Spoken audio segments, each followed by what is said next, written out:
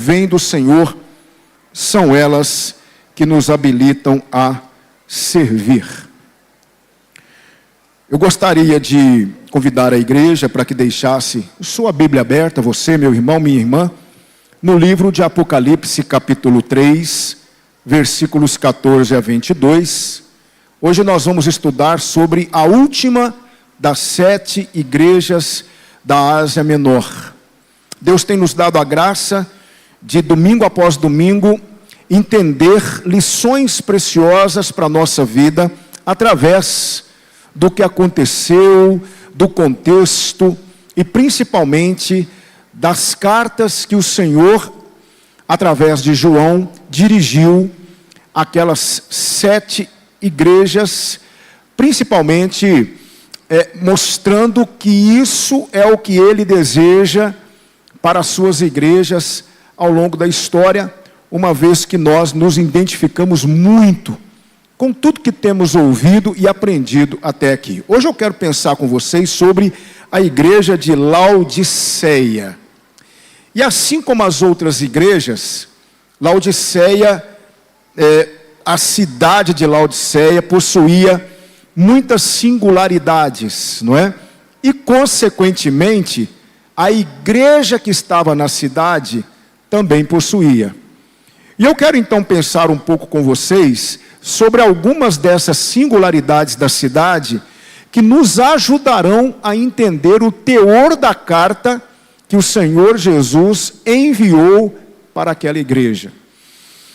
Irmãos, se as igrejas de Esmirna e de Filadélfia não receberam nenhuma repreensão do Senhor, a igreja de Laodiceia não recebe nenhum elogio.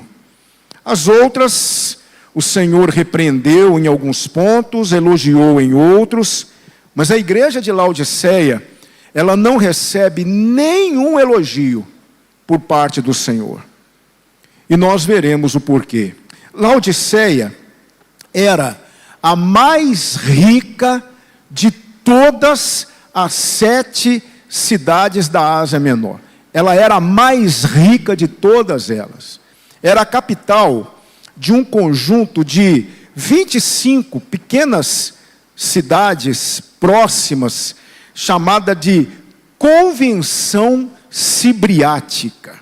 E ela ficava a 16 quilômetros de distância de Colossos, 10 quilômetros ao sul de Hierápolis e 72 quilômetros de Filadélfia. Havia muitos deuses cultuados na cidade de Laodiceia. Eu tenho uma lista aqui. Zeus, que era o padroeiro da cidade, eles adoravam Asclépio, que era o deus da cura, Apolo, Hades, Hera, Atenas, Serapis e Dionísio. Todos esses deuses eram adorados na cidade de Laodiceia. E havia, como em outras cidades também, uma grande colônia de judeus. Uma coisa interessante e algumas peculiaridades da cidade de Laodiceia é que ela era um importante centro bancário da Ásia Menor. Era uma cidade muito rica, como eu disse para vocês, e só para vocês terem uma ideia da riqueza da cidade, no ano 60 depois de Cristo, ela foi destruída por um terremoto e recusou a ajuda do Império Romano para se reconstruir. Ela se reconstruiu sozinha por conta da riqueza que possuía. A cidade também possuía uma famosa escola de medicina que produzia um unguento para os olhos, muito famoso e muito procurado naqueles tempos. Também era muito conhecida pela sua indústria têxtil. E ela produzia uma lã negra muito famosa que vestia a alta sociedade. Então tudo isso contribuía para a riqueza da cidade, mas havia um problema sério na cidade de Laodiceia. Qual era? O seu abastecimento de água. Laodiceia não era uma cidade privilegiada no que tange a questão das águas. Então, o que foi que Laodiceia fez? E isso nos ajudará de forma pontual a entender uma das razões das repreensões do Senhor. O que foi que Laodiceia fez? Laodiceia construiu 2 aquedutos. Um desses aquedutos foi construído em direção a Colossos e outro aqueduto em direção a Hierápolis. As águas de Colossos eram águas frias, boas para se beber, puras, cristalinas. Então Laodiceia quis construir um aqueduto vindo da cidade de Colossos, trazendo essa água fria para a cidade. Ela era muito rica, então ela podia se dar ao luxo de construir aquedutos e recursos que a auxiliassem na questão das águas. Mas acontecia um problema. Durante o trajeto, essas águas frias de Colossos iam se aquecendo, iam perdendo aquela qualidade que havia na cidade, e quando essa água fria chegava na cidade de Laodiceia, era uma água salobra, imprópria para consumo, e muitos, quando a bebiam, cuspiam essa água, porque não era uma água saborosa, não era uma água boa para se beber. Outra questão que Laodiceia quis fazer, ela quis buscar de Hierápolis as águas termais. Hierápolis era famosa por suas águas termais, medicinais. Muitas propriedades medicinais estavam naquela água. O mesmo problema acontecia. Durante o trajeto, aquela água quente esfriava. Quando chegava na cidade, aquela água já não tinha mais aquelas propriedades terapêuticas, não tinha mais aquelas propriedades medicinais, e era uma água que não servia para muita coisa. Esse era o problema de Laodiceia, não é? E aí vocês vão entender muito do que Jesus vai dizer para a igreja, porque assim como a cidade, a igreja também estava na mesma condição. A igreja havia sido afetada pela cultura da cidade. E é por isso que o Senhor Jesus irá repreendê-la. E eu quero convidar vocês, então, a partir de agora, a analisarmos os versículos, tendo esse pano de fundo, que nos auxiliarão, então, na compreensão desta carta, desta última carta que o Senhor Jesus dirige à igreja de Laodiceia. Versículo 14 diz assim: ao anjo da igreja de Laodiceia escreve: isso diz o Amém, a testemunha fiel e verdadeira. Ou seja, Jesus é a verdade. A igreja estava inserida numa cidade cheia de mentira. Cheia de mentira. No campo da religião, era uma cidade extremamente voltada para a religião. Era uma cidade que havia realmente sido dominada pela soberba de se ver muito rica, e isso fez com que ela vivesse à parte das demais cidades. Era um importante centro bancário, não é? E a igreja também estava nessa mesma condição. Era uma igreja ensoberbecida, uma igreja cheia de si mesma, que também estava vivendo uma mentira. Então Jesus diz, isso diz o Amém, a testemunha fiel e verdadeira, o princípio da criação de Deus. Aqui nós não devemos entender que Jesus foi um ser criado, mas que tudo originou-se a partir dele, que ele era o responsável por tudo, não é? Agora preste atenção no que Jesus vai dizer para a igreja. Ele vai dizer assim, versículo 15: conheço as tuas obras, que nem és frio, em alusão às águas frias de Colossos, que chegavam na cidade mornas, não próprias para consumo, nem és frio, nem quente, em alusão às águas termais de Hierápolis, que também chegavam na cidade sem nenhuma utilidade. Quem dera, olha o que Jesus vai dizer, quem dera foras frio, como as águas de Colossos, desejável, água potável, água cristalina, ou quente, como as águas de Hierápolis, água termal, medicinal, curativa. Assim, porque és morno, como as águas que chegavam na cidade, e não és frio nem quente, vomitar-te-ei da minha boca, assim como os laodicenses vomitavam aquela água que eles bebiam na cidade. Veja só. Então Jesus está dizendo, vocês deveriam ser frios. É interessante ouvir isso, né? Jesus quer que sua igreja seja fria. É interessante, porque hoje frio virou um termo pejorativo, não é? Nós ouvimos isso de vez em quando por aí, que nós somos uma igreja fria. Mas não é nesse sentido que Jesus está dizendo. Daqui a pouco nós vamos ver. Nós somos uma igreja muito paralisada, conservadora. E quando as pessoas falam isso, elas falam tentando nos depreciar. Mas Jesus está dizendo, olha, quem dera se vocês fossem frios, ou se vocês fossem quentes, mas vocês são mornos, vocês não servem para nada, vocês são inúteis. É isso que Jesus está dizendo para a igreja. É fácil ouvir uma repreensão dessa, irmãos? Jesus está dizendo, vocês, nesse momento, vocês não têm utilidade.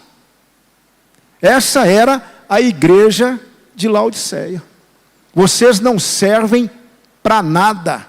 Vocês não podem ser usados por mim, porque vocês não são frios e nem quentes. Vocês estão no meio do caminho.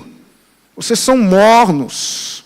E eu não uso a mornidão, eu não uso vocês por causa disso. Irmãos, isso deve nos chamar a reflexão. E aí Jesus continua a sua repreensão. Ele diz lá no versículo 17, como dizes, rico sou, e estou enriquecido. Olha só a cultura da cidade, porque a cidade de Laodiceia era uma cidade extremamente rica. Rico sou, e estou enriquecido, e de nada tenho falta. E não sabes, aqui na minha tradução, que é uma tradução um pouquinho diferente da igreja, e eu quis colocar essa tradução porque a palavra é pesada mesmo. Ele diz assim, e não sabes que és um desgraçado, ou seja, alguém sem a graça de Deus. E na verdade, vocês pensam que são ricos, mas vocês são miseráveis, pobres, cegos e nus. Olha que interessante. Primeiro, embora a cidade fosse extremamente rica, e a igreja também composta de membros ricos, ao contrário de Esmirna, porque Esmirna disse o seguinte, eu sou pobre, sou pequena, e Jesus Cristo disse para Esmirna, não, você pode até ser uma igreja pobre, mas na verdade você é rica. Para mim você é rica. Aqui em Laodiceia é o contrário. A cidade está dizendo, sou rica, não tenho falta de nada. E Jesus está dizendo, não, na verdade você é miserável. Você é miserável, você é pobre, Laodiceia. Você é cega. A cidade, lembram, produzia um unguento para os olhos, muito famoso, muito procurado naqueles tempos, não é? Para as pessoas que tinham problemas de visão. Então, embora a igreja estivesse inserida numa cidade que produzia um unguento muito famoso, a igreja era cega. E outra coisa, embora a igreja estivesse inserida numa cidade onde havia uma importante indústria têxtil, e a cidade fabricava uma lã muito famosa, muito procurada pelas pessoas abastadas, Jesus está dizendo: você é nu. Embora você se ache tudo isso, Laodiceia, não é assim que eu vejo você. Aconselho-te, versículo 18, que de mim compres ouro provado no fogo. Se tinha algo comum na cidade de Laodiceia, eram moedas de ouro. Mas Jesus está dizendo: não é o ouro da cidade que vocês precisam do meu ouro, e o meu ouro é melhor do que o ouro da cidade, porque o meu ouro é provado no fogo, para que te enriqueças. Quem irá tornar você uma igreja verdadeiramente rica sou eu, e não a cidade. Roupas brancas, olha uma alusão aqui à indústria têxtil. Roupas brancas para que te vistas e não apareça a vergonha da tua nudez. E que unjas os teus olhos com colírio para que vejas. Então observe só como Jesus, ele lança mão de elementos da cidade, ele lança mão do contexto da cidade para repreender a igreja. Então Jesus está dizendo para a igreja: você está aí se achando poderosa, rica, próspera, porque você está na cidade mais rica da Ásia Menor, mas eu digo para você, Laodiceia, você é pobre, você é miserável, você é uma igreja morna, que não serve para absolutamente nada. Você não atende os meus propósitos. Se você realmente quer ser rica, você precisa comprar o meu ouro. Você precisa se vestir de roupas brancas. Você precisa rever a sua vestimenta moral e espiritual.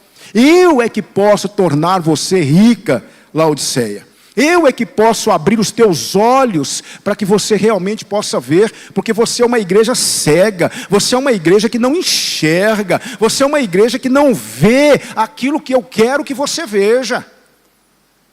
E aí Jesus continua: eu repreendo e castigo a todos quantos amo. A repreensão de Jesus para a igreja era uma repreensão de amor. Sê, pois, zeloso e arrepende-te. E aí vem o versículo 20, que muitas vezes usamos para evangelizar. Mas o versículo 20 não foi escrito para incrédulos. O versículo 20 de Apocalipse 3, ele não foi escrito para que você possa usá-lo para evangelização. Ele foi escrito para uma igreja. Ele foi escrito para crentes. E isso é extremamente perigoso e deve nos chamar a atenção. Ele diz assim: eis que estou à porta e bato. Vai me dizer que você nunca usou esse versículo para evangelizar alguém. Eis que estou à porta e bato. Se alguém ouvir a minha voz e abrir a porta, entrarei em sua casa, com ele cearei e ele comigo. Sabe o que Jesus está dizendo para a igreja de Laodiceia? Laodiceia, me deixe entrar. Eu estou do lado de fora. Vocês estão muito ensimesmados, estão muito cheios de si mesmos. E eu não estou aí com vocês, eu estou do lado de fora. Eis que eu estou à porta e bato. Tem alguém aí para ouvir a minha voz e abrir a porta? Porque vocês estão precisando de mim. Eu estou do lado de fora. Ah, irmãos, que perigo quando Jesus está do lado de fora de uma igreja. Que perigo. E aí ele diz: ao que vencer, lhe concederei que se assente comigo no meu trono. Havia um trono em Laodiceia. E esse trono era de quem? De Zeus, que era o padroeiro da cidade, que era o Deus mais importante da cidade. Mas Jesus está dizendo: ao que vencer, lhe concederei que se assente comigo no meu trono, assim como eu venci e me assentei com o meu Pai no seu trono. Quem tem ouvidos, ouça o que o Espírito diz às igrejas. Nenhum elogio para essa igreja, nenhum. Só repreensões e uma advertência: arrependa-se.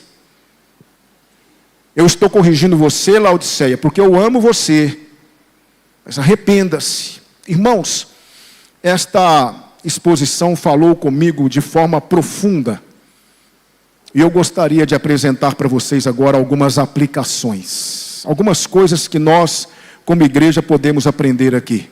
A primeira coisa que eu aprendo aqui: cuidado com a soberba. Cuidado. Cuidado com essa questão de achar que você é melhor do que o outro, que você sabe mais do que o outro. Uma vez eu presenciei uma situação, estava conversando com uma pessoa acerca de uma situação, e a pessoa disse para mim assim: pastor, eu vou dizer uma coisa para o senhor, eu que sou eu, não consigo, o senhor acha que fulano vai conseguir? Eu disse: meu irmão, pois existe uma grande probabilidade dessa pessoa conseguir e o irmão não. Pessoas que são cheias de si mesmas, que se acham melhores do que os outros, que se acham mais sábios do que os outros. Irmãos, se há uma coisa que agrada ao nosso Deus, é a humildade. É quando o salmista diz: sou pobre e necessitado, mas o Senhor cuida de mim. Você quer agradar a Deus? Seja humilde. Revista-se da humildade, porque a palavra de Deus diz: o Senhor resiste aos soberbos, mas dá graça aos humildes. Como nós teremos o nosso relacionamento com Deus fortalecido na medida em que vamos nos humilhando diante dele. Certa vez Billy Graham estava no Brasil para uma de suas cruzadas evangelísticas lá na década de 60.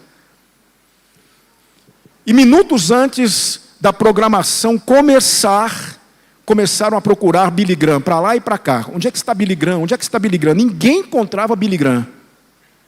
Procuraram, até que encontraram Billy Graham num dos vestiários do Pacaembu, em São Paulo, onde aconteceria a cruzada, bem sujo, nada de luxo, e Billy Graham estava caído no chão, totalmente caído no chão, com as mãos, os braços, todo ele caído, prostrado no chão, com o rosto voltado para o chão.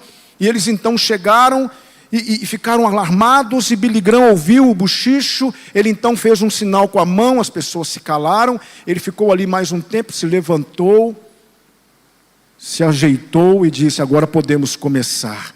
Eu estava tentando encontrar uma maneira de me humilhar diante do meu Deus, e essa foi a única forma. Porque se houvesse outra forma de me humilhar ainda mais, eu faria. Irmãos, em nome de nosso Senhor e Salvador Jesus Cristo, vamos abrir mão da nossa soberba, porque nós não somos absolutamente nada, e a palavra de Deus diz: sem mim nada podeis fazer. Pare com esse negócio de olhar para si mesmo e ficar dizendo: rico sou, e de nada tenho falta, eu cheguei lá, eu sou o melhor. Cuidado com isso.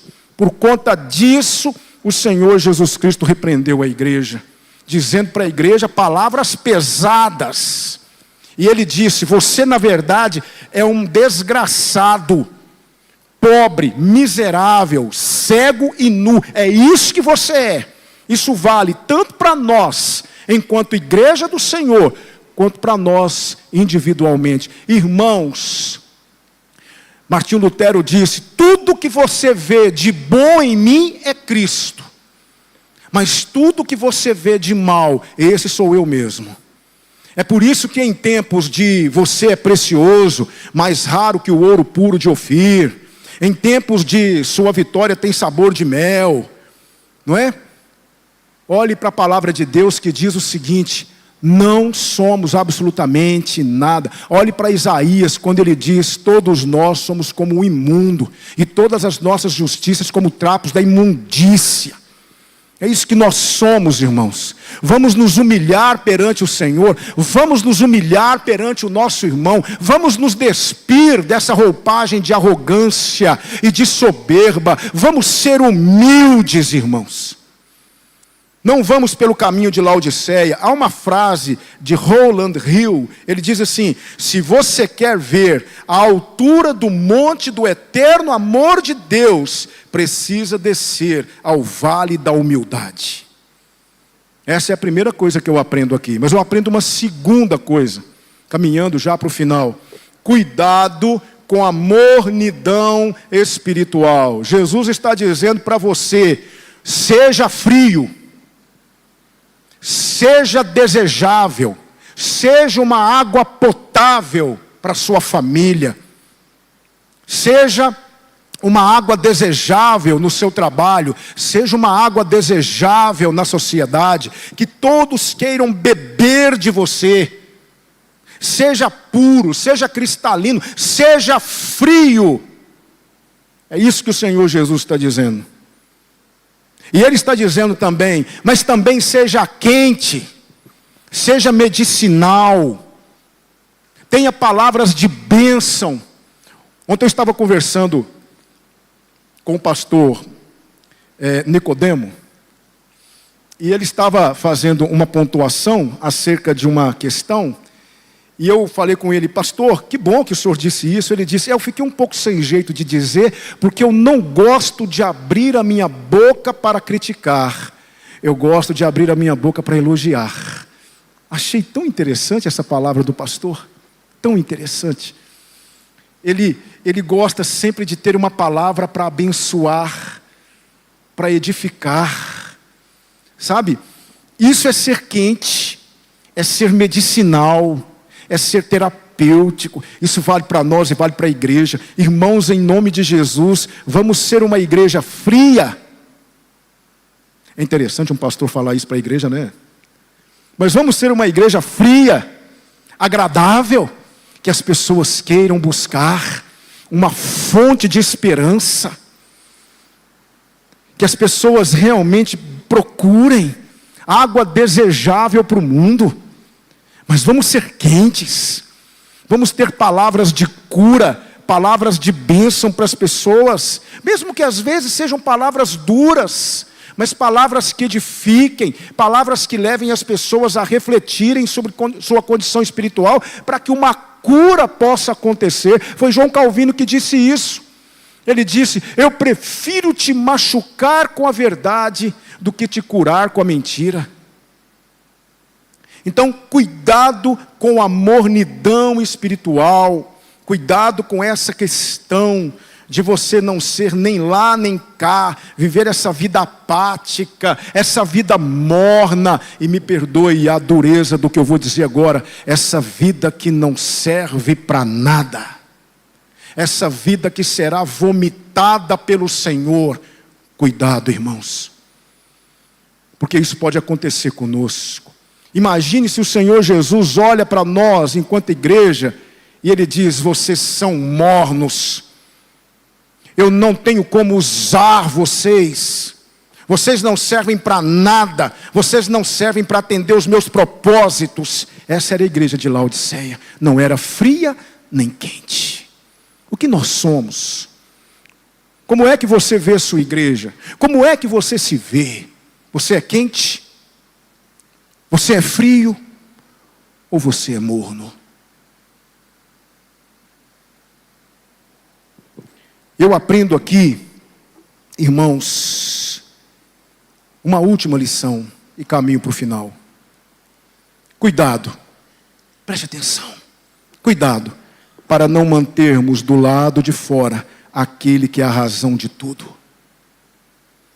Jesus estava dizendo para Laodiceia: ei, Laodiceia, eu quero entrar, eu estou à porta batendo.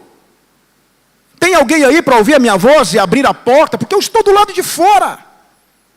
Vocês estão prosperando, vocês estão caminhando, vocês estão se reunindo, vocês estão louvando, vocês estão pregando, mas sem mim. Eu não faço parte da reunião de vocês. Irmãos, posso dizer uma coisa para vocês? Pelo que nós observamos, há muitos cultos, há muitas igrejas, há muitas reuniões, onde os pastores estão lá, os bispos estão lá, os ministérios estão lá, o ministério de louvor está lá, tudo e todos estão lá, mas Jesus não está lá. E esse é o problema. Quando Jesus não está conosco, Ele é o principal, por isso que tudo é para Ele. Tudo é para Ele. Tudo que aconteceu aqui ontem não foi para o Rogério, foi para o Senhor. Esse momento aqui não é por conta de uma assembleia, que também é para o Senhor, mas é para adorarmos o Senhor. Desde o momento em que você entra até o momento em que você sai, tudo é para o Senhor. Como eu realmente fui impactado pelo estudo da carta a essa igreja. Porque se tem uma coisa que não pode acontecer com a igreja pode perder o seu tempo, a igreja pode perder o seu aparato musical, a igreja pode perder o seu pastor, a igreja pode perder a sua estrutura física, a igreja pode perder muita coisa. Mas a igreja jamais pode perder Cristo. Porque se ela perder Cristo, ela terá perdido tudo. Tudo. Então eu queria deixar com os irmãos essa exposição. Como é que nós temos vivido diante do Senhor? O Senhor está aqui conosco agora? Ele está entre nós? Eu creio que sim. Para a glória dEle. É claro que nosso culto não é perfeito, nossa adoração não é perfeita, a pregação não é perfeita. Perfeito é Ele. E é tudo para Ele. E nós não podemos perder isso de vista. Há muitas igrejas hoje que são mornas, e aqui eu falo abertamente, não servem para nada.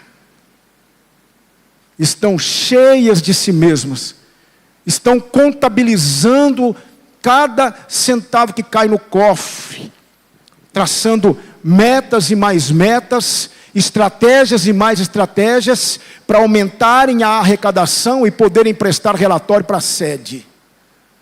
Há muitos que estão hoje nas igrejas preocupados tão somente em buscar uma bênção, em resolver um problema. Mas quantos estão se reunindo e o principal está lá fora? Onde é que Cristo está na sua vida? Cristo está dentro do seu coração ou Ele está fora do seu coração? Hoje à noite nós vamos pensar sobre isso. Um transplante de coração. Nós vamos entender que existem 4 tipos de corações, baseados na parábola do semeador. E eu quero convidar vocês a estarem presentes. Mas por hora, o que é que nós vamos fazer com essa mensagem desta manhã? Irmãos, vamos ser frios. Vamos esfriar cada vez mais, para que as pessoas possam nos querer. Vamos esquentar cada vez mais, para que as pessoas possam, quando elas vierem buscar uma água quente, possam encontrar. Quando quiserem uma água fria, possam encontrar. Mas não sejamos mornos e não vamos deixar o Senhor do lado de fora. Vamos agradá-lo com o nosso culto. Vamos fazer tudo para a glória dEle. Que Ele seja glorificado e exaltado por tudo que nos ensinou